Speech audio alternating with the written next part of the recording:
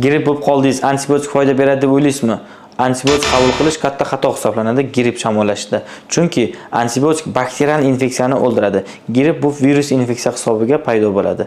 Agar siz gripp bo'lganda antibiotik qabul qiladigan bo'lsangiz, sizda quyidagi asoratlar bo'lishi mumkin. Birinchi, antibiotik qabul qilganingiz hisobiga ichak mikroflorasi buzilishi mumkin va yana immunitet pasayib ketishi mumkin. Bakteriyalarning antibiotiklarga chidamligini oshirib va kelajakda antibiotiklar ta'sir qilmaydigan bo'lib qoladi. Xo'sh, unda gripp bo'lganda nimalar qabul qilish kerak? Birinchi o'rinda gripp bo'lganda ko'proq suyuqlik ichish tavsiya qilinadi, vaqtida dam olish tavsiya qilinadi va vitaminga boy, mineral moddalarga boy ovqatlanish tavsiya qilinadi va oxirgi o'rinda simptomatik davo choralari qilinadi. Antibiotik esa viruslarga ta'sir qilmaydi, faqat bakterial infeksiyalarni o'ldiradi. Antibiotik olayotganda shifokor tavsiyasiga binoan qabul qilishni tavsiya qilaman. Bu videoni tez-tez gripp bo'ladigan tanishlaringizga yuborib qo'yingizlar.